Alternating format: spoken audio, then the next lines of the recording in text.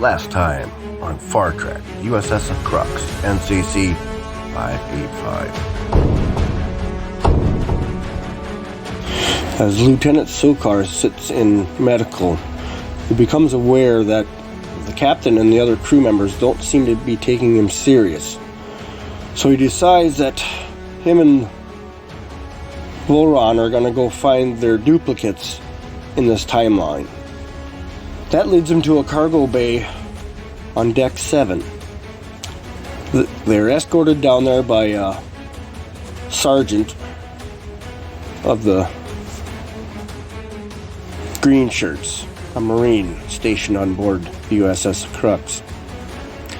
Once they get down there and they have a conversation with their two duplicates, they also find that the civilians and the Klingons are in this cargo hold.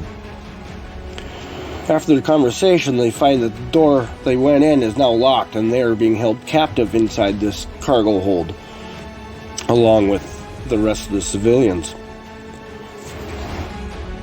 As they attempt to devise a way to escape, they start to notice the ancient timekeeping device that Sokar has keeps lighting up and displaying different symbols.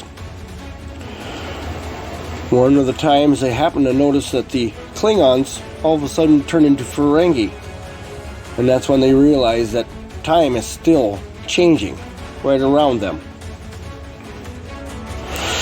Asking for medical help, the Marine brings in a doctor to check on them, but this is Sokar's plan to escape, and they quickly jump the Marine and escape the cargo hold. They make a plan to head for the transporters to go back down to the planet to see if they can fix what's going on. But before they can get there, a officer in a black uniform all of a sudden appears in the hallway. The officer only identifies himself as Agent Z.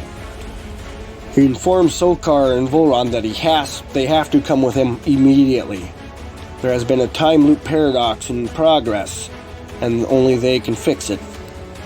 So Sokar and Voron decide that it's probably best to follow this mysterious man in black.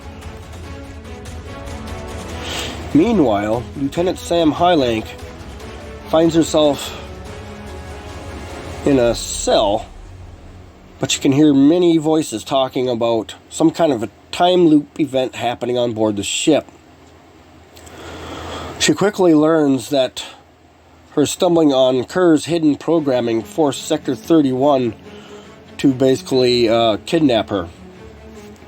But now something else has happened, where Section 31 has been forced to meet in a large group. All their agents and members that are on board are now inside this room, along with Lieutenant Sam Hylank. As Agent J, the apparent leader of this group of Sector 31 people, dressed in a black uniform, explains the situation to Sam Hylank. She's given no choice other than to join Section 31 or to be placed in duty somewhere far out of reach of anybody or anything. So Lieutenant Hylank obviously agrees to join Section 31. She's let out of the cell and she is introduced to the entire complement of Section 31 operatives on board the USS Crux. This includes her commander, the Chief of Engineering, the one who caught her snooping into the Kerr unit and sent her to KP duty. She also sees Kerr here as well. It's at this moment that Agent Z leads Sokar and Voron into the same sector where Sam Hylank is being held. Everything is described to him of what Section 31 is doing here, and they decide to work with them. They formulate a plan and head for the transporter to beam down to the planet to fix this problem.